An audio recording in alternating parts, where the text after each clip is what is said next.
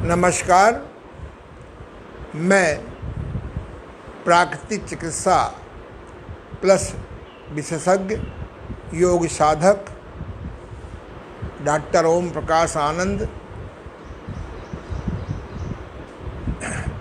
पिछले 2 दिनों से मैं आप लोगों को ध्यान योग शिक्षक अर्थात योगा टीचर की ट्रेनिंग दे रहा हूँ, प्रशिक्षण दे रहा हूँ। इसका उद्देश्य ये है कि कुछ रोग मनोकाय होते हैं, कुछ रोग काय मनो होते हैं। यानी मन के रोगों से शरीर में व्याधियाँ आती हैं और कुछ लोगों में शरीर की आहार विहार की गड़बड़ी से मन के रोग आते हैं। तो प्रत्येक योग शिक्षक को, प्रत्येक प्राकृतिक चिकित्सक को, क्योंकि हमारे यहाँ वही रोगी आते हैं जो दवा से मुक्त होना चाहते हैं, ऑपरेशन से दूर रहना चाहते हैं और स्वस्थ एवं दीर्घायु होकर के जीवन जीना चाहते हैं। तो जब तक उनके हम रोग के कारण पर आक्रमण नहीं करेंगे तब तक वो रोगी ठीक नहीं होता। आंख बंद करके सुनने का प्रयास करो।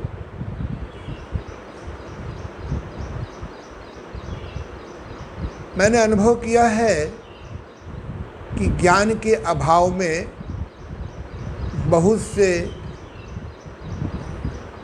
घोषित गुरु अपने शिष्यों की संख्या बढ़ाने में लगे हैं दीक्षा दे करके, लेकिन उनकी समस्या के अनुसार उनको ध्यान योग की शिक्षा दें तो उनको लाभ बहुत शीघ्र होगा और निश्चित होगा। इसलिए बहुत अध्ययन करने के बाद लगभग विभिन्न महात्माओं के, विभिन्न संतों के, विभिन्न ग्रंथों, 100 ग्रंथों के माध्यम से जो मैंने अध्ययन किया उसको मैंने 5 भागों में ध्यान योग को बांट लिया। पहला है पादस्थ ध्यान या पद ध्यान या चालीसा। हम अपने श्रद्धा से भरे हुए इष्ट को या गुरु के गुणों को चालीसा के माध्यम से नित्य नियमित दोहराते हैं, बोलते हैं। रट जाने पर आंख बंद करके उसको दोहराते हैं।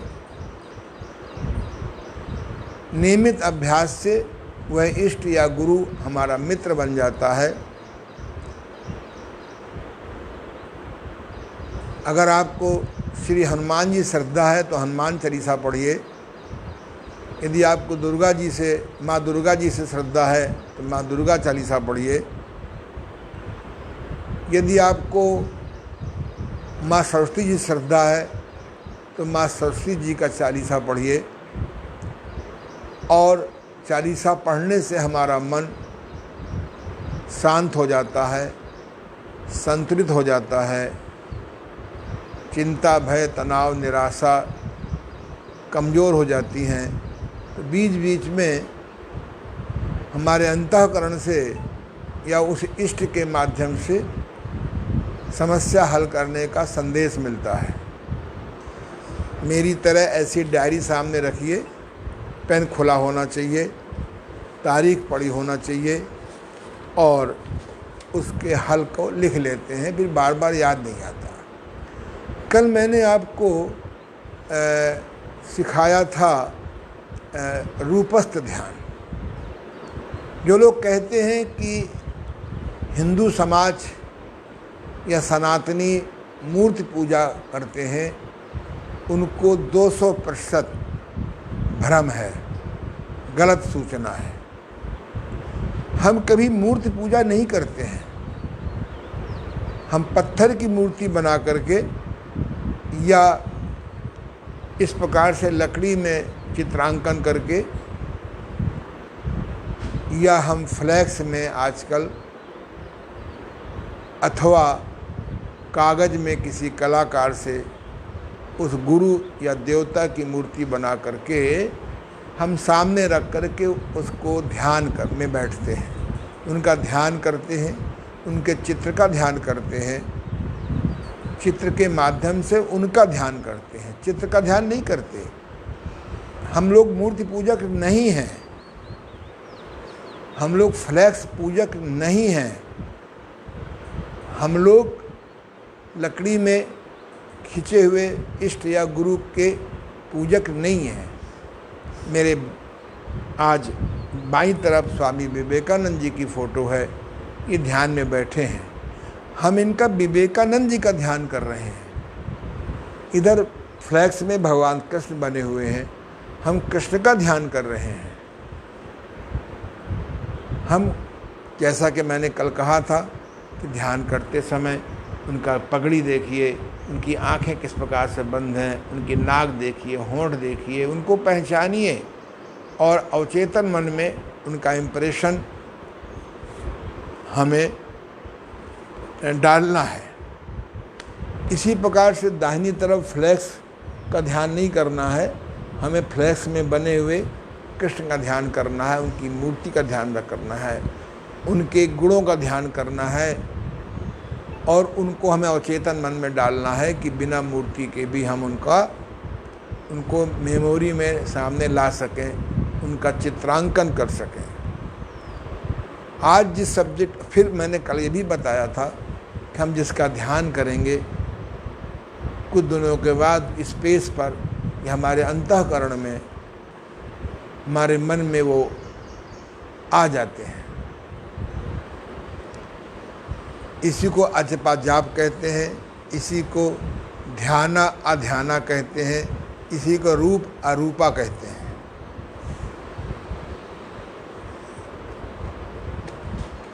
आज हम लोग एक ऐसे ध्यान की चर्चा करेंगे जिसको हमने नहीं सुना है या सुनने पे समझ में नहीं आता। उसका नाम है रूपातीत ध्यान। रूपातीत ध्यान या अरूप ध्यान। हम लोग समय सीमाओं से बंधे हुए हैं, तो अरूपा ध्यान, रूपातीत ध्यान, जहाँ रूप भी ना हो, यानी विवेकानंद का ध्यान तो हो लेकिन रूप भी ना हो। कृष्ण का ध्यान हो पर कृष्ण की मूर्ति भी ना हो, उनका नाम भी ना हो, जप भी ना हो। आप मेरे पीछे ध्यान से देखिए, एक पर्दा लगा हुआ है और उस पर्दे में आप देखिए सफ़ेदी है, कंप्लीट सफ़ेदी है, कुछ लिखा नहीं है। हम इसमें कुछ भी लिख सकते हैं। कुछ लिखने के लिए हमें चित्त में सब कुछ हटाना होगा, मिटाना होगा। अगर किसी कागज़ में कुछ लिखा है तो उसमें कुछ आप नया नहीं लिख सकते हैं। हाँ, बगल में अगर जगह है, ऊपर दाएं बाएं, तो हम कुछ छोटी बात लिख सकते हैं, पर बगल में भी जगह न हो, ऊपर भी जगह न हो, दाईं तरफ भी जगह न हो, आप कैसे लिखेंगे? हमको नया कागज़ या नया चित्र बनाना पड़ेगा। अगर हम नया चित्र नहीं बना सकते हैं तो उस कागज़ को 8-10 दिन, 20 दिन, महीना 2 महीना हमें धूप में रखना होगा। धूप में ऐसा गुण होता है कि सारे शब्द आपके मिटा देंगे, फिर हम लिख सकते हैं। पर ये प्रोसेस, ये विधि सहज नहीं है। तो आज हम आपको एक ऐसे ध्यान की विधि बताएंगे। मैंने अभ्यास किया है, मैंने इस अपने गुरुदेव से इस संबंध में चर्चा भी की है और उन्होंने मुझे बहुत अच्छी विधि बताई है। मैं अपने गुरुदेव डॉक्टर स्वामी देवमूर्ति जी महाराज को, जो योग के मेरे असली गुरु हैं, डॉक्टर शंभुनाथ जी, जिनके सेवा से मुझे समाधि सिद्ध हुई, प्रभु आशिष जी महाराज रोहतक के, जिनके माध्यम से मुझे निज दूरदर्शन की कला आई। इन लोगों ने मुझे बताया कि रूपातीत ध्यान को पहले समझो क्या चीज़ है। इसमें चित्त में सब कुछ भी अच्छा बुरा सब हट जाता है। और जब हमारा चित्त सफ़ेद कागज़ की तरह हो जाता है, उसमें लाइनिंग भी नहीं होती, तो हम उसमें जो कुछ भी लिखना चाहें, अच्छा या बुरा, लिख सकते हैं। तो पहले हम लोग जाने कि कैसे हम समझें कि रूपातीत ध्यान क्या है। संसार में दो व्यवस्थाएं हैं, एक रात और एक दिन। जहाँ पर बिजली नहीं आ रही है या बिजली चली गई है, मोमबत्ती भी नहीं है, टार्च भी नहीं है, कोई प्रकाश की छोटी व्यवस्था भी नहीं है, उसे कहते हैं पूर्ण अंधेरा। और एक बारगी सूर्य भगवान निकल आए तो अंधेरा अपने आप मिट जाएगा। अंधेरा मिटाने के लिए प्रकाश चाहिए। प्रकाश को ज्ञान भी कहते हैं। तो इसका अभ्यास पहले समझें हम कैसे करेंगे। हम अपने, अगर आपके पास रहने आदि की व्यवस्था अच्छी हो, तो एक हम अपना ध्यान कक्ष बना लें और उसकी सारी बत्तियां पूर्णतः बंद कर दें। कमरे में ऐसा पर्दा लगा लें कि पर्दा लगाने के बाद बाहर की भी छोटी या बड़ी ध्वनि प्रकाश न आने पाए। और हम आंखें फाड़ फाड़ करके, जैसे मैं इस समय आंखें फाड़ रहा हूँ,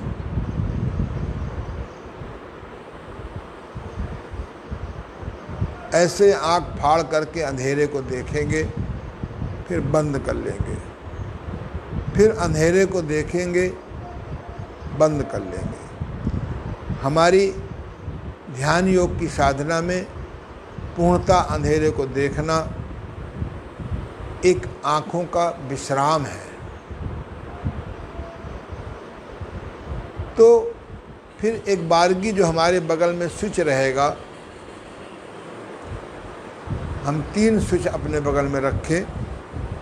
एक बहुत तेज रोशनी का स्विच, एक मध्यम रोशनी का स्विच और एक छोटी रोशनी का स्विच।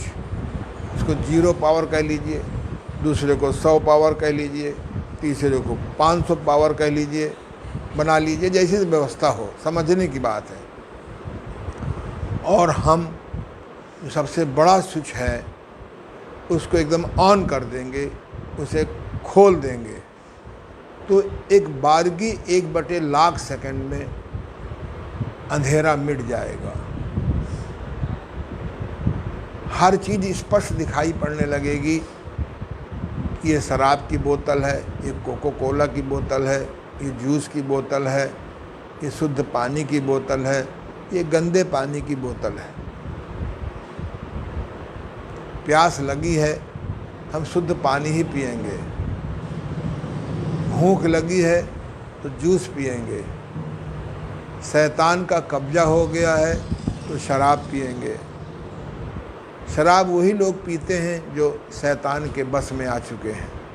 तम्बाकू वही लोग खाते हैं जो शैतान के गुलाम हो चुके हैं। हानिकारक वस्तुएं वही लोग खाते हैं जो हम शैतान जिनके मन पर शैतान कब्जा कर चुका है। तो इसलिए फिर हम स्विच को ऑफ कर देंगे, बंद कर देंगे, अंधेरा फिर हो जाएगा। फिर अंधेरे को कुछ देर आँख फाड़ के देखते रहेंगे। आँख पर्याप्त खुली करके देखते रहेंगे एक टक, और फिर हम स्विच ऑन कर देंगे। ऐसे ही 10-15 मिनट इसका अभ्यास करेंगे। फिर स्विच ऑफ करके, स्विच बंद करके आप आंखें बंद करके प्रकाश का ध्यान करेंगे। फिर बिना स्विच ऑन किए हुए हम प्रकाश का ध्यान कर सकते हैं। प्रकाश दुनिया में वैसे तो एक मच्छर का भी अपना महत्व है कुदरत में। अगर कहीं कहीं मच्छर भनभना रहा है, घूम रहा, तो समझ लो कहीं पास में fermentation of the foreign matter, विकार की सड़ान है, वो हमको सूचना देने आया है। तो वैसे तो हर चीज़ का महत्व है, पर प्रकाश के अभाव में सब कुछ अंधेरा ही अंधेरा है। योगी लोग ज्ञान को प्रकाश कहते हैं, अनुभव को भी प्रकाश कहते हैं।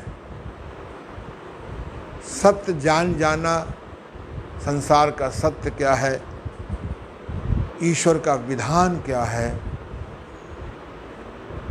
इसको भी प्रकाश बोलते हैं।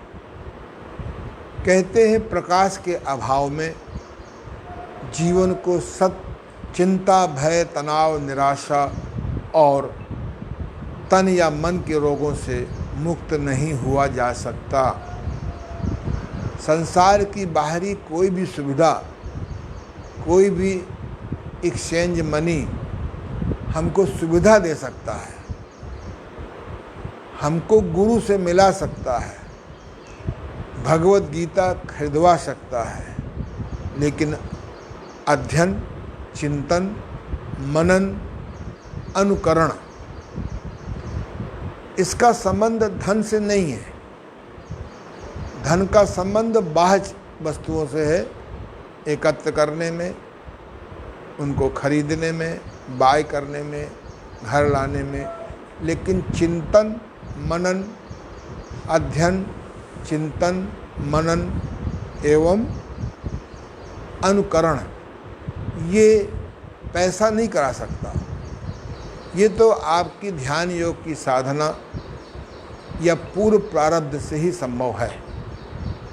तो अभी हम लोगों ने ध्यान योग की रूपा ध्यान के संबंध में समझने की कोशिश करी, और रूपा ध्यान की विधि मैंने बताई। मैंने इसका अभ्यास किया है। मैं कभी भी आंख बंद करके प्रकाश ध्यान में विदिन सम सेकंड में चला जाता हूँ। इसको जब हमारा वो धारा चलने लगती है, इसको प्रकाश ध्यान कहते हैं। प्रकाश ध्यान कहते हैं। प्रकाश ध्यान के अभ्यास से धीरे धीरे हमारे चित्त के सभी एकत्र सूचनाएं चित्त से अलग हो जाती हैं, लेकिन वो सूचनाएं कहीं न कहीं पड़ी रहती हैं। जैसे मोबाइल में आप डिलीट कर देते हैं, पर जानकार मालूम है कि कहाँ पर ये एकत्र पड़ा हुआ है, उससे निकाल लिया जाता है। आजकल बड़े बड़े क्राइम सब इन्हीं व्यवस्थाओं से पकड़े जाते हैं। तो इसलिए हमें रूपातीत ध्यान का अभ्यास करना होगा। रूपातीत ध्यान बहुत अद्भुत है। कुछ लोग कहते हैं कि रूपातीत ध्यान नास्तिक ध्यान है। इस संबंध में एक मुझे कहानी याद आ रही है। पहले शास्त्रार्थ हुआ करते थे। जैसे आजकल टीवी में कोई न कोई सब्जेक्ट ले करके एक पक्ष एक विपक्ष वालों को बैठा देते हैं, और एंकर यानी संयोजक वह नाना प्रकार के सवाल पैदा करता है, और लोग अपनी अपनी दलीलें देते हैं, अपने अपने पक्ष को कहते हैं, और हम लोग सुनते रहते हैं। लेकिन प्रायः निर्णय एंकर नहीं देता है। आपको अपनी चित्त और पक्षी स्वभाव से निर्णय लेना पड़ता है।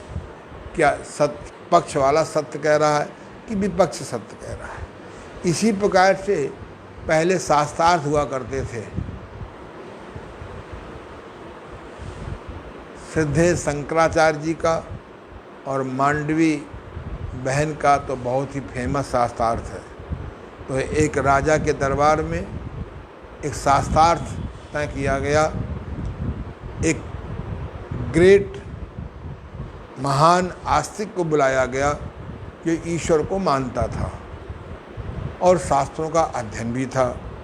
दूसरी तरफ एक नास्तिक बुलाया गया था जो ईश्वर को बिल्कुल नहीं मानता था और ईश्वर के न मानने के उसने शास्त्र पढ़े थे और उसको अच्छा ज्ञान भी था। दोनों में शास्त्रार्थ शुरू हुआ। सवेरे 8 बजे से शाम को 4 बजे तक आस्तिक ने सिद्ध किया कि ईश्वर है। उसकी उन्होंने दलीलें दी, उसके पक्ष में बात करी। नास्तिक ने सिद्ध किया कि ईश्वर नहीं है, सब खेल पुरुषार्थ का है, सब खेल जुगाड़ का है, सब खेल शिष्टाचार योग का है। 7 दिन तक आस्तिक सिद्ध करता रहा कि ईश्वर है। नाना प्रकार के एग्जाम्पल देता रहा और नास्तिक सिद्ध करता रहा कि ईश्वर नहीं है और नाना प्रकार के उसने तर्क प्रस्तुत किए। सुनने वालों ने बड़ा आनंद लिया, राजा ने भी आनंद लिया। जब आस्तिक बोलता था तो लोग आस्तिक हो जाते थे, जब नास्तिक बोलता था तो लोग नास्तिक हो जाते थे। 6-7 दिन के बाद और निर्णय दिया गया। यानी ये निर्णय नहीं दे पाए कि आस्तिक सही है कि नास्तिक सही है, ईश्वर है कि नहीं है, इसका कोई निर्णय नहीं दे पाया। यानी वो अनिर्णय न्याय हो गया। जहाँ वो लोग ठहरे हुए थे, रात अंधेरा था। आस्तिक को मालूम था कि नास्तिक कहाँ है और नास्तिक को मालूम था कि आस्तिक कहाँ है। नास्तिक वाले व्यक्ति आस्तिक वाले की तरह ही बहादुर होते हैं और आस्तिक वाला व्यक्ति भी नास्तिक की तरह बहादुर होते हैं। यानी दोनों को अपने अपने धारणा पर, श्रद्धा पर, अपने तर्क पर पूर्ण कॉन्फिडेंस था, पूर्ण विश्वास था। नास्तिक चला आस्तिक से मिलने। जब आस्तिक के यहाँ पहुँचा तो क्या देखता है, दरवाज़ों के बीच से, पहले दरवाजे ऐसे होते थे प्राचीन काल में जब हम लोग छोटे थे, उन दरवाज़ों से आप झांक सकते थे कि अंदर क्या हो रहा है। आजकल भी इस दरवाजे में एक सिस्टम आया है, दरवाज़ा खोलने के पहले लोग देख लेते हैं कि बाहर कौन है ना। तो वो क्या देखता है कि आस्तिक अपने सारे पूज्य ग्रंथों को फाड़ रहा है। जो ग्रंथ लाया था दिखाने को, जो दिखा रहा था पटक पटक करके, ये देखो लिखा है, उपनिषद में लिखा है, वेद में लिखा है, पुराण में लिखा है, ईश्वर के बारे में लिखा है। तो देखता क्या है, कुछ सारे ग्रंथ फाड़े जा रहा और बहुत रो रहा है, तनाव में है, बड़बड़ा भी रहा है। उसने नॉक किया। आस्तिक घबरा गया कि कौन आ गया रात को, इतनी रात में कौन आ गया। खैर, जल्दी दरवाज़ा खोलो, मैं बड़ी मुसीबत में हूँ। उसने सब चादर वादर ढक करके दरवाज़ा खोला तो देखता है कि तो यही नास्तिक व्यक्ति जो मुझसे तर्क कर रहा था 7 दिन से, वो खड़ा है। वो कहने लगा, प्रभु क्या कर रहे हो? तुम्हारी आस्तिक तर्क से मैं नास्तिक आस्तिक हो गया हूँ। आस्तिक ने कहा तुम्हारी नास्तिकता के तर्क से मैं आस्तिक से नास्तिक हो गया हूँ। हम इस प्रेरक कहानी को यहीं छोड़ दें तो तर्कों के द्वारा आप सिद्ध कर सकते हैं कि ईश्वर है, तर्कों के द्वारा सिद्ध कर सकते हैं कि आप ईश्वर नहीं है। हम इस निर्णय पे नहीं पहुंच रहे हैं। हमारे कहने का मतलब ये है कि चाहे आप आस्तिक हो और चाहे नास्तिक हो, अगर आपका सत्य का प्रकाश, अनुभूति का प्रकाश, संयम का प्रकाश, सकारात्मक संकल्प का प्रकाश जीवन में नहीं उतरता है तो रोते हुए आदमी पैदा होता है, सारा जीवन प्राय रोता रहता है और रोते हुए मर जाता है। एक बार मैंने गुरुदेव से पूछा कि गुरुदेव, संसार में 84 लाख प्रकार के जीव हैं, लेकिन मैंने सैकड़ों जीवों को देखा और उनकी डिलीवरी भी, प्रसव व्यवस्था भी देखी, गाय की, भैंस की, कुत्ते की, चिड़िया आदि की। तो ये इनके बच्चे रोते नहीं हैं। ये आदमी का बच्चा क्यों रोता है? और इतिहास में कुछ ऐसे लोग पैदा हुए हैं जो पैदा होते हुए रोए नहीं, हंसे। चाहे वो गोस्वामी तुलसीदास जी हों, चाहे बुद्ध हों, चाहे अन्य लोग हों, ये लोग जब पैदा हुए तो हंसते हुए पैदा हुए, ऐसा मुझे जानकारी है।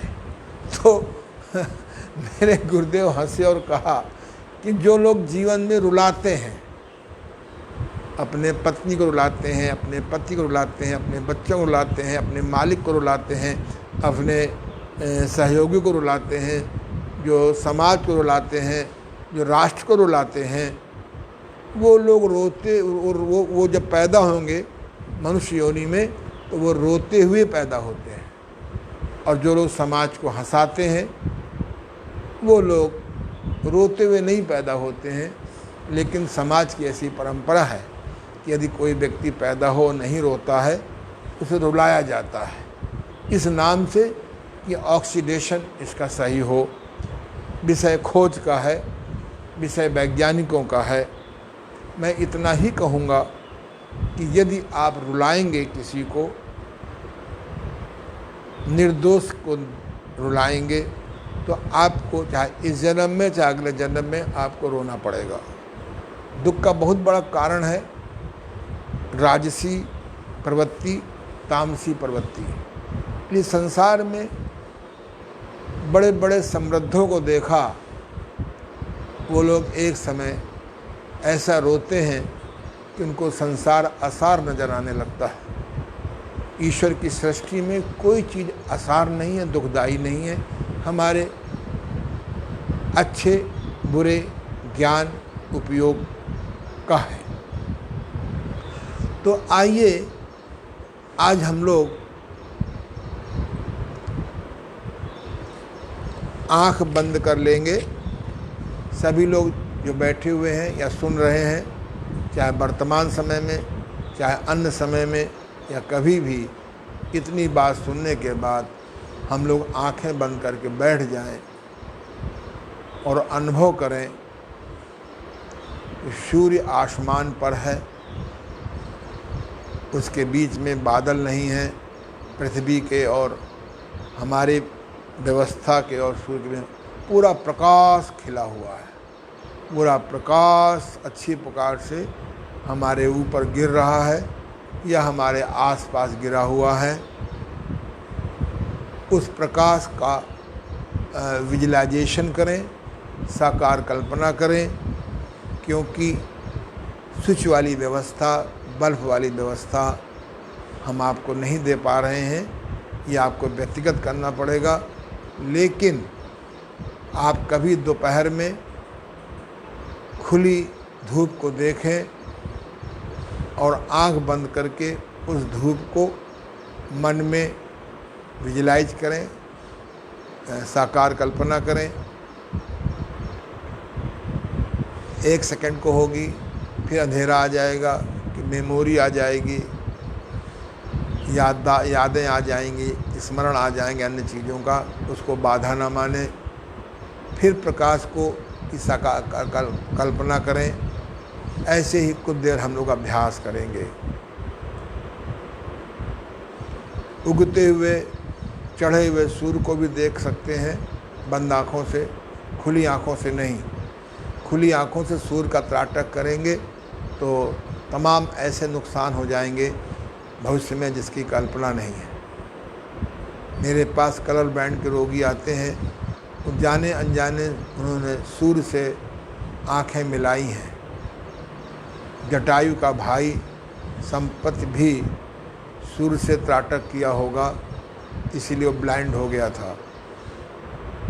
आंखें बंद कर लीजिए, अनुभव करिए कि खूब प्रकाश चटका हुआ है हमारे ऊपर, हमारे आसपास प्रकाशित कर रहा है। बंद आँखों से कल्पना में आँख खोलेंगे और प्रकाश को देखेंगे।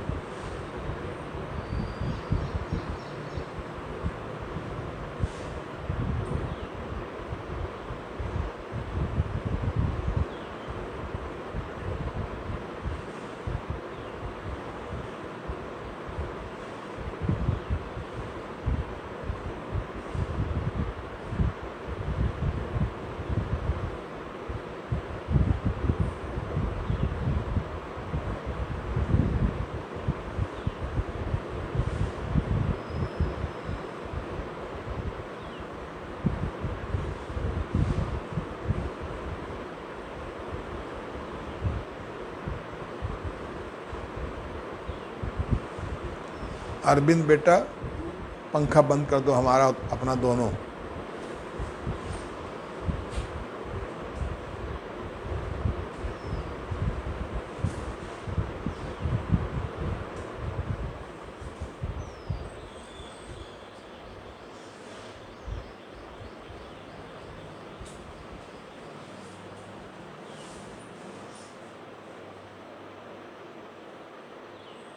बंद कर दिया।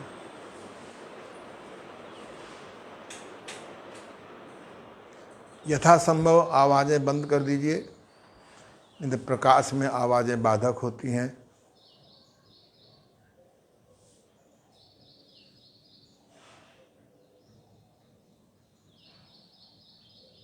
अभी अंदर से एक विचार आया, आप तेज लाइट की, तेज प्रकाश की एक टार्च ले लीजिए और अंधेरे को फाड़ के देखिए और उस टार्च को अपने सामने हाथ उठा करके अपनी दोनों आँखों के पलकों के ऊपर आप ऐसे ऐसे फेंकिए।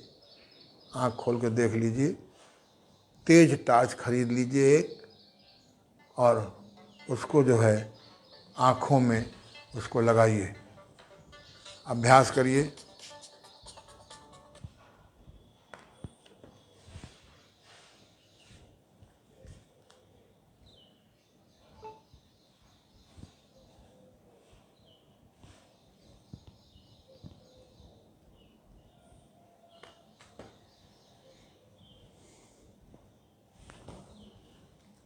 जो टार्च वाला सिस्टम है बहुत अच्छा निकल आया। आप टार्च, तेज टार्च खरीद लीजिए बाज़ार से और उसको आप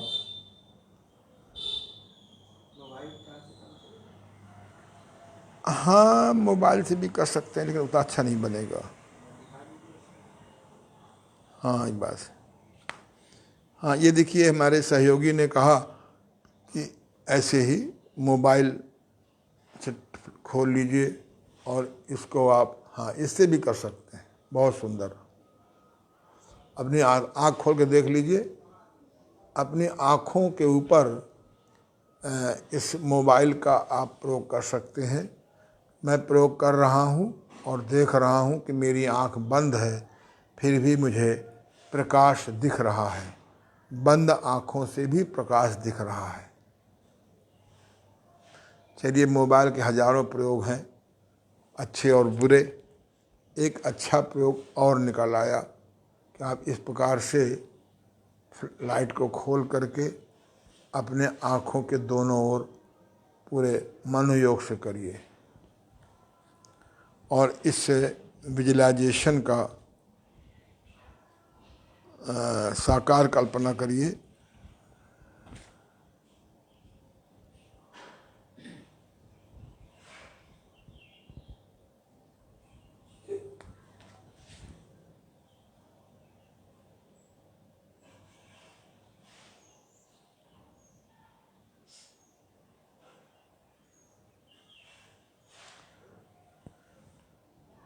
आँख खोल लीजिए। यह प्रकाश ध्यान नास्तिक ध्यान नहीं है। दुनिया में कोई भी चीज निर्जीव नहीं है। हम जिसको निर्जीव बोलते हैं उसके अंदर भी ईश्वरीय ऊर्जा है,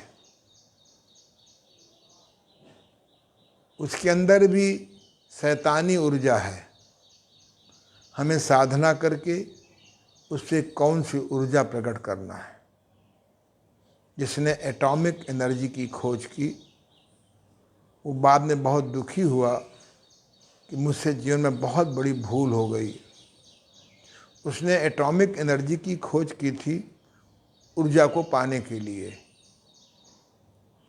संसार में किस प्रकार से हम ऊर्जा को ट्रांसफॉर्मेशन कर सकते हैं, लेकिन तामसी लोगों के हाथ में पहुंच गया और बड़े बड़े हाइड्रोजन बम, नाइट्रोजन बम,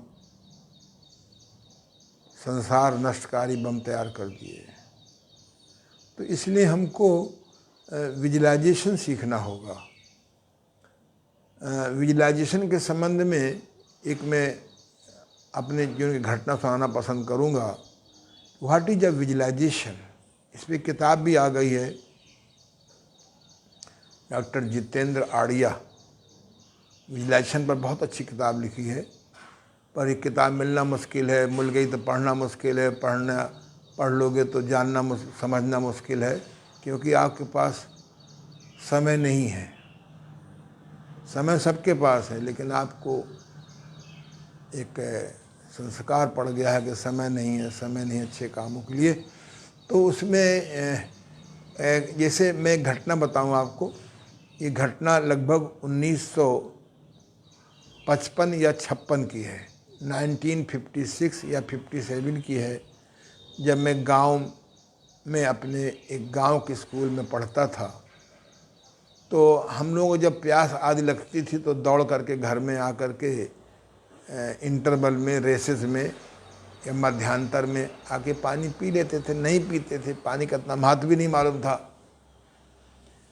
तो मध्यांतर में सभी बच्चे जो स्कूल के पास कुआं था, स्कूल क्या, स्कूल में बस हाल था। हम लोग इमली के पेड़ के नीचे पढ़ाए जाते थे।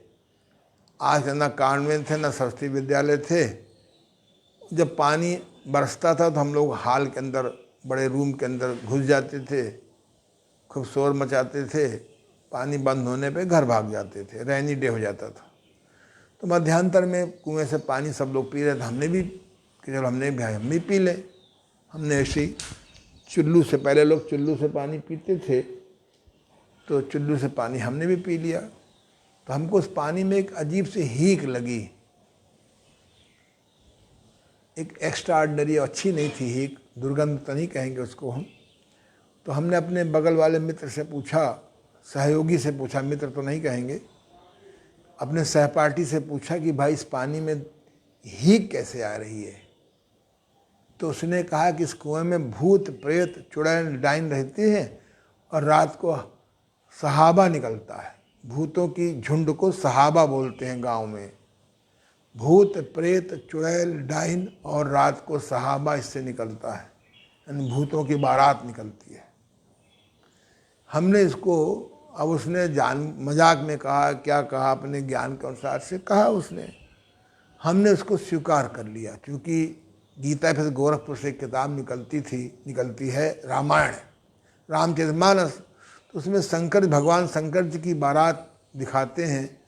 उसमें कोई देवी देवता नहीं दिखाते हैं, भूत प्रेत, नाना प्रकार के भूत प्रेत, चुड़ैल डाइन, बड़े भीभत्स सीन उसमें दिए थे। वो हम उसको बचपन से देख रहे थे और वो ये कहते ही हमने उसको विजुलाइज कर लिया। हमको भूत दिखने लगे, चुड़ैल दिखने लगी, डायन दिखने लगे आदि, और वो बार बार हटाने से भी हटा नहीं, और यहाँ तक कि हमको ये दिखने लगा कि जैसे भूत हमको डरवा रहा, चुड़ैल दांत दिखा रही है, वो मेरे पीछे उड़ के आ रही है मेरे पास। घर पहुँचते पहुँचते बुखार आ गया बहुत तगड़ा। उस समय थर्मामीटर भी नहीं होते थे घर घर या गांव में, आज की तरह व्यवस्था भी नहीं थी, न नर्सिंग भगवान थे, न नर्सिंग होम थे, न इस प्रकार की व्यवस्थाएं थीं जो आज हो गई हैं। तो माता जी ने बात समझी, अम्मा, हम लोग अम्मा बोलते थे, उसके बाद हमारे बच्चे मम्मी बोलने लगे, अब उनके बच्चे मम्मी बोलेंगे, उसके बाद पता नहीं क्या बोलेंगे, मोम बोल देंगे जरा सी गुस्सा में पिघल जाएं। तो उन्होंने पिताजी बुलाए गए, हम उनको गांव की भाषा में दद्दू कहते थे, आजकल लोग डैड कहते हैं। पिताजी को जिंदा ही बेचारे डैड मुर्दा मार देते हैं। तो पिताजी ने बताया, अच्छा कोई घबराने की बात नहीं है। उन्होंने कल सवेरे चलेंगे, यहाँ एक ढोल मुंशी हैं, मवेशी खाना के हेड को ढोल मुंशी बोलते थे गांव में। हमने सुन रखा था कि वो भूत प्रेत चुड़ैल डाइन झाड़ते हैं, ये हमको पहले से मालूम था। सवेरे हम रात भर चिल्लाते रहे, चिल्लाते चिल्लाते सो गए होंगे, सवेरे जगे फिर चिल्लाने लगे, हमको ले जाया गया उन ढोल मुंशी के पास। ये मेरी स्वयं की सत्य घटना है। और उन्होंने हमको चाकू निकाला, पृथ्वी में पता नहीं क्या ज्योमेट्री खींची किया और फूंक मारा, और कुछ उन्होंने मंत्र पढ़े और बोले शाम को फिर ले आना। क्योंकि मेरी धारणा थी कि भूत प्रेत होते हैं, तो भूत प्रेत दिखने लगे। फिर मेरी धारणा थी कि भूत प्रेत उतारते हैं, तो काफ़ी दिन में आराम मिला। फिर शाम को पहुँचे, फिर उन्होंने झाड़ा। 3 दिन तक यही करते रहे, सुबह शाम। कुछ उन्होंने पानी पढ़ करके दिया, तब इतना ज्ञान नहीं था, बस श्रद्धा थी, विश्वास था, धारणा थी।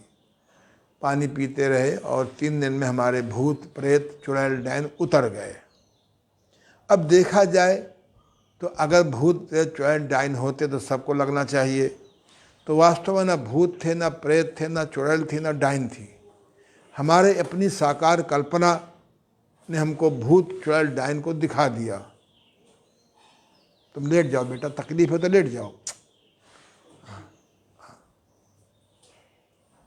तो और हमको धारणा थी कि भूत प्रेत उतारते हैं, तो हमारी निगेटिव धारणा ने हमको बुखार पैदा कर दिया, भय पैदा कर दिया, अनिद्रा पैदा कर दिया, चिल्लाते रहे दिन भर रात भर। और हमारी पॉजिटिव धारणा ने हमारे को भूत उतार भी दिया। न भूत थे, न भूत चढ़े, न भूत उतरे, लेकिन भूत थे, भूत चढ़े और भूत उतरे भी। तो इसे कहते हैं कि शब्द ब्रह्म है, विचार सृष्टि के बीज हैं। हम किसका कैसे विजुलाइजेशन कर लें। इसी प्रकार से हम जब विजुलाइज करेंगे, साकार कल्पना करेंगे कि प्रकाश हमारे पूरे शरीर पर एक एक रोम पे प्रकाश गिर रहा है। I am surrounded by light, Prakash. From every point in my body into प्रकाश। आप इसी प्रकार से एनाटॉमी पढ़ करके अपने ब्रेन में प्रकाश को भेजिए, अपने हृदय में प्रकाश को भेजिए, अपनी रक्त नलिकाओं में प्रकाश को भेजिए। इस साधना वही कर सकता है जिसको भविष्य में शांति चाहिए, आनंद चाहिए। अगर आप भौतिक जगत की चीज़ों से सुख चाहिए और सत्य का ज्ञान चाहिए, तो उसको एक बात तो निश्चित है, लोग मुझसे पूछते हैं आप 2 बजे क्यों उठते हैं, क्या करते हैं। मैं पूछता हूँ तुम 6 बजे क्यों उठते हो, 7 बजे क्यों उठते हो, इतना क्यों सोते हो, सोने में तुम्हें क्या मिलता है स्लीपिंग में। मैं नहीं पूछता।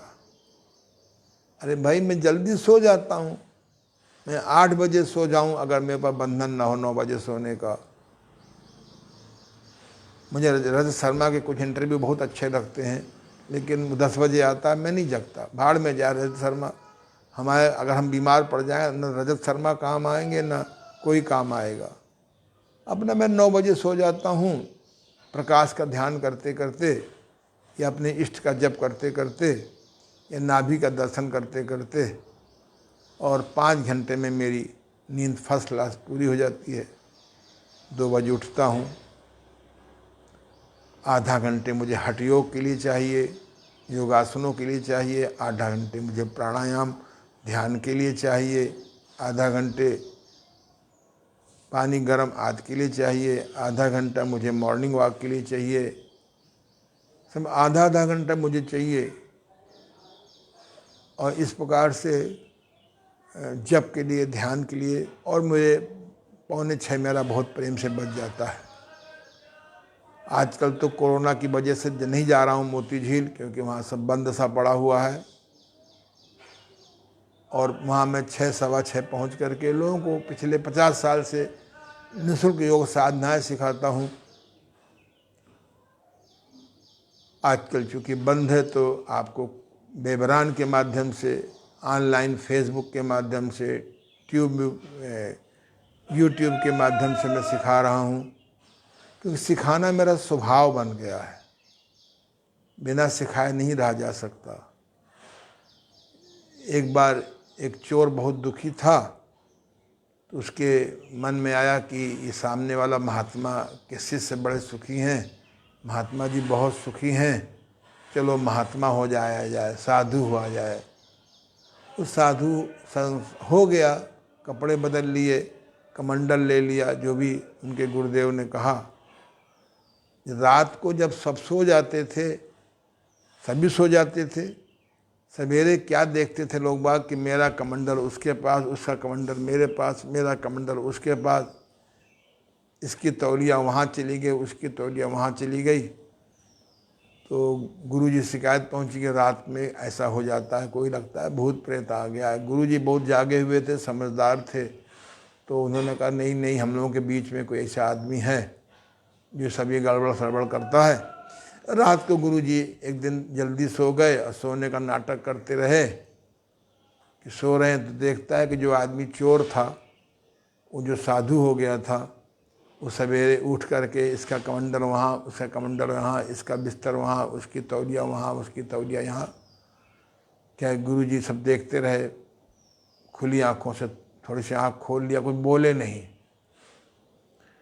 जो गुरु लोग होते हैं, समझदार होते हैं, समझदार मालिक होते हैं, वो सब देखते हैं कि कौन सहयोगी चोर है, कौन सहयोगी अचोर है, कौन निकम्मा है, कौन सक्रिय है, कौन बेवकूफ़ बना रहा है, कौन अबेवकूफ़ बना रहा है। वो जानते सब हैं, लेकिन वो कभी व्यवस्था के कारण चुप रहते हैं, या कभी वो लोग सुधार के दृष्टिकोण से चुप रहते हैं। कौन आदमी झूठ बोल रहा है, सब वो जानते हैं।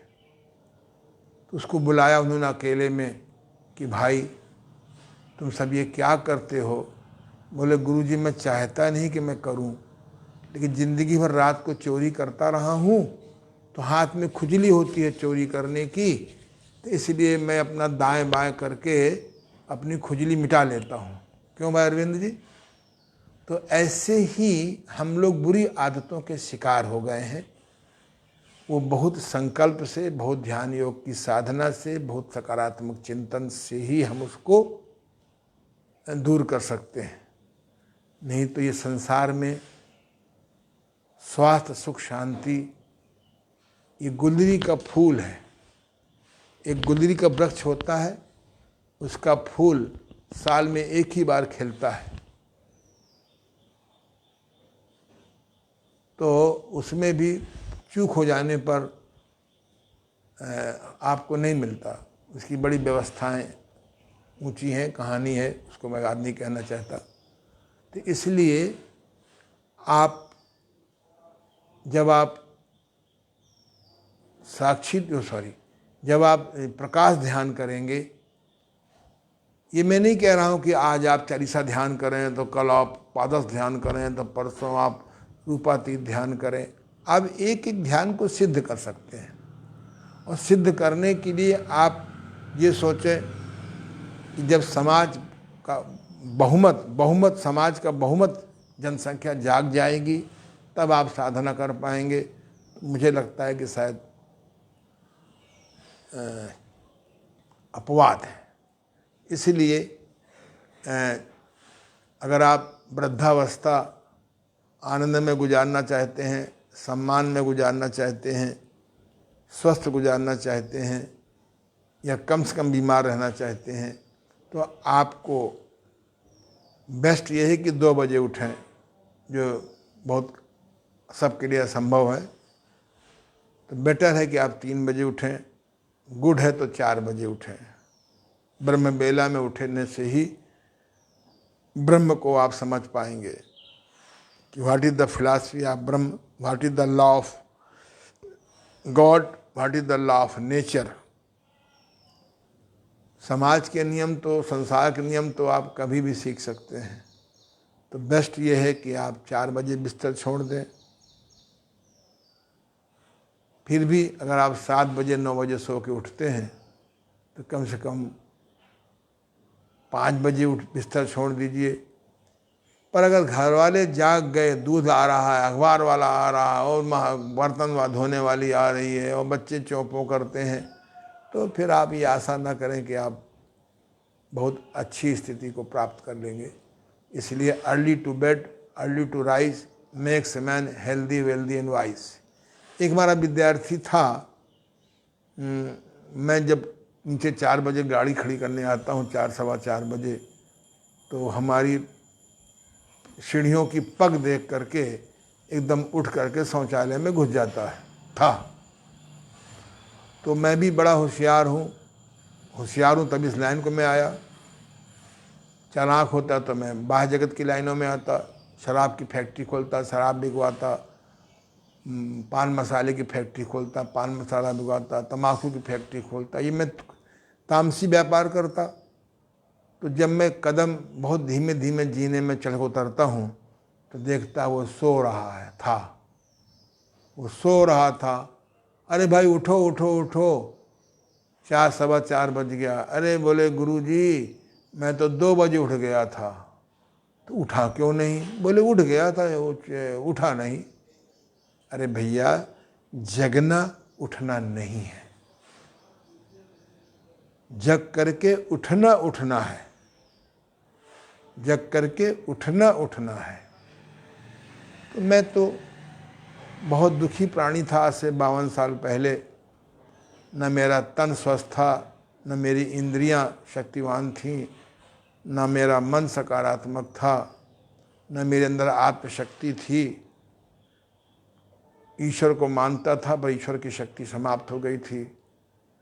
हर समय सुसाइड थॉट घूमते रहते थे। प्रारब्ध के कारण मुझे डॉक्टर महाप्रसाद जी गुप्त मिल गए। उन्होंने मुझे कूने प्राकृतिक चिकित्सा से बिना दवा के स्वस्थ कर दिया। मेरा चश्मा छुड़ा दिया, मेरे बाल वापस आ गए, मेरा साइनोसाइटिस ठीक हो गया, मेरा हृदय कमज़ोर था ठीक हो गया, पौन घंटे शौचालय में बैठते थे, कब्ज से मुक्त हो गया, चलने में पृथ्वी हिलती थी, अब नहीं हिलती है, अखंड शक्ति का मालिक हो गया, अखंड ज्ञान मिल गया, विवेकपूर्ण जीवन बहुमत में है। गलतियां होती हैं तो गलती सुधार कर लेता हूँ। जैसे गाड़ी में एक बैक गियर होता है, हमें लाइफ में बैक गियर सीखना पड़ेगा। मेडिटेशन आपको जहाँ मैडनेस एंड मेडिकेशन से बचाता है। जो लोग ध्यान सिद्ध कर लेते हैं, चाहे वो पादस्थ ध्यान हो, चाहे रूपस्थ ध्यान हो, चाहे रूपातीत ध्यान हो या पिंडस्थ ध्यान हो, जो कल बताने का प्रयास करेंगे, चाहे मंत्र योग हो, कोई भी ध्यान जब नियमित अभ्यास करते हैं, विधिवत अभ्यास करते हैं, नियमित और विधिवत दोनों चीज़ें हैं, नियमितता हो और विधिवत हो, तो फिर हमारे अंदर होशपूर्वक जीवन जीने की कला आ जाती है। हमको बैक होना आ जाता है, बैक गियर लगाना आ जाता है। हमको मालूम हो कि आगे चल करके आग लग गई है, रास्ता जाम है, आगे चल के कुछ लोग आतंकवादी आतंक फैलाएं इस रास्ते पे, तो अगर हमको बैक लगाना नहीं आया तो कैसे बैक करेंगे? तो हमको जीवन में बैक लगाना, बैक गियर भी आ जाता है, फॉरवर्ड गियर भी आ जाता है, गियर बदलना भी आ जाता है। मैं तो कह रहा हूँ कि गवर्नमेंट बेचारी हमारी रोज़ अरबों रुपए के स्कीम डिक्लेयर करती है कि हम समाज को सुखी कर देंगे, सब घर घर नल पहुँचा देंगे। अब नल में पानी पहुँचे न पहुँचे अलग बात है, घर घर मीटर लगवा देंगे, बिजली आवे ना आवे अलग बात है, घर घर हम सबको राशन दे देंगे, सबको हम शिक्षा दे देंगे। बड़े बड़े लुभावने स्कीम बनती हैं, प्रेजेंट भी होती हैं, कितनी सफल होती हैं। ये अगर सारी स्कीमें 100% भी सफल हो जाएं तो समाज को सुखी नहीं किया जा सकता, आनंदित नहीं किया जा सकता, स्वस्थ नहीं किया जा सकता। चाहे आप एक एम्स नहीं, आप हर गांव में एम्स खोल दीजिए, लेकिन समाज सुखी नहीं होगा। अगर बीमारी मनोकाय है तो मेडिटेशन, ध्यान योग, समाधि की सिद्धि से ही सफल होगी। सूरदास जी के पास आंखें नहीं थीं, 1.25 लाख पद लिख गए। हमको मेरे 1 घंटा सुनने का आपके पास समय नहीं, अरे अपना काम करते जाओ, मोबाइल में ऑन कर दो, योग ऋषि ओम प्रकाश आनंद के नाम से उसको खोल लो, यूट्यूब में चले जाओ, योग ऋषि ओम प्रकाश आनंद के नाम से खोल लो, हर 1 घंटे अपना काम भी करते रहो, सुनते भी रहो, शायद कोई बात पकड़ में आ जाए तो जीवन आपका धीमे धीमे मेरी तरह बेटर हो जाएगा। बिटर होने से तो कोई रोक नहीं सकता। BITTER, बिटर माने खराब, BETTER माने बिटर माने तुलनात्मक अच्छा। तो अगर आपको जीवन में स्वस्थ रहना है, सुखी रहना है, आनंदित रहना है, दीर्घायु रहना है, दुष्टों के साथ भी तालमेल बिठाने की कला सीखनी है, परिवार में तामसी राजसी लोगों के साथ भी रहने की कला सीखनी है, तो यू विल हैव टू सिद्ध। आपको ध्यान करना नहीं है, ध्यान सिद्ध करना है, सिद्ध करना है। और सिद्ध करने में कोई पैसा नहीं खर्च हो नहीं करना, मेरे पास भी नहीं आना है। अब तो आप घर घर मोबाइल है, मोबाइल के माध्यम से आप मेरी सेवाएं ले लीजिए, अपना परम कल्याण करिए। कोई बात समझ में नहीं आती है तो कमेंट में आप पूछ लीजिए, हम आपको उत्तर दे देंगे। वेरी नाइस ये मुझे आप लिखते हो, ठीक है, अरे वेरी नाइस क्या है, उसको कोई तार्किक बात लिखो, कुछ समझ में नहीं आ रहा तो लिखो, मैं आपके उत्तर दूंगा। जितनी मेहनत मुझे पढ़ी सिद्ध करने में आपको नहीं पढ़नी है। तो 8-10 साल इसी ध्यान योग के चक्कर में कहाँ कहाँ नहीं घूमा। 14 बार हरिद्वार गया, 3 बार अयोध्या जी गया, 2 बार वृंदावन गया, और कहाँ कहाँ गया। मैं ढूंढता तुझे था तीर्थ और पीले कपड़ों में, तू मुझे इलाहाबाद में मिला एक होटल के मालिक से। डॉक्टर शंभूनाथ जी इलाहाबाद के थे, एक होटल के मालिक थे। मुझे एक संत ने कहा कि तुमको जो ध्यान अगर सिद्ध करना है, you go to Allahabad and meet doctor Shambhunath ji. हमने कहा वो करते क्या हैं? बोले वे फलाने होटल के मालिक हैं। तो मैं अंदर से बहुत हंसा कि वो होटल का मालिक मुझे क्या सिखाएगा ध्यान। उनसे मैंने संपर्क किया। मैंने कि इस महात्मा का कोई स्वार्थ नहीं है। मैं उनसे मिला, संपर्क किया, उनके पास 9 दिन रहा और उन्होंने मुझे ध्यान के सारे पक्ष क्लियर करे, तर्क किया। उस पर फिर मैंने उनको 1 साल अपने यहाँ बुलाया, हर महीने बुलाता था। उनकी रहने की व्यवस्था, उनके प्रोग्राम की व्यवस्था, उनके आने जाने के मार्ग व्यय की व्यवस्था, उनके लिफाफे की व्यवस्था।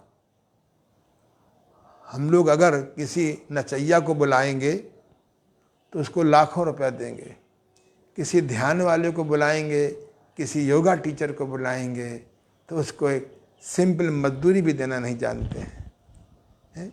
दुख पाने के लिए लाखों रुपया खर्च करते हो और सुख पाने के लिए सैकड़ों रुपया नहीं देना चाहते हो। आप बीमार हो जाते हो, नर्सिंग होम के लिए 20,000 रुपया पर डे, 2 लाख रुपया पर डे, और प्राकृतिक चिकित्सालय के लिए 500 रुपया, 1000 रुपया आपके पास नहीं है। कैसे आपको बेचारा सिखा पाएगा? उसके बाद भी रोजी रोटी का साधन चाहिए है। तो कैसी विडंबना है। दुख पाने के लिए लाखों खर्च करते हो, सुख पाने के लिए थम्सअप, तो बस करो थम्सअप पीते रहो। ये मैंने इसलिए कही कि मेरा बड़ा अनुभव है पिछले 50 साल के। अगर योगा टीचरों का सम्मान करें, योग शिक्षकों का सम्मान करें, प्राकृतिक चिकित्सकों का सम्मान करें, उनकी सुंदर फल रोजी रोटी की व्यवस्था का भी चिंतन करें, तो देखो डॉक्टर ओम प्रकाश आनंद तो कहीं लाखों साल में एक पैदा होंगे जो घर फूंके आपने स्वास्थ्य बांटे। इसलिए मैं कोई शिकायत नहीं कर रहा हूँ, हैं। प्रकाश पाने के लिए भी हमको कुछ न कुछ रनिंग चाहिए। आप सबको बहुत बहुत आशीर्वाद इसको कि आज आपने ध्यान योग की साधना सीखी। प्रकाश ध्यान हम लोगों ने रूपातीत ध्यान सीखा, इसका अभ्यास करेंगे तो जैसे मैं बहुमत में आनंद का जीवन जी रहा हूँ ऐसे आप भी जिएंगे। आप सबको पुनः आशीर्वाद। कल हम लोग एक विशेष प्रकार का ध्यान सीखेंगे जिसकी आपको कल्पना नहीं होगी। नमस्कार, धन्यवाद, आशीर्वाद।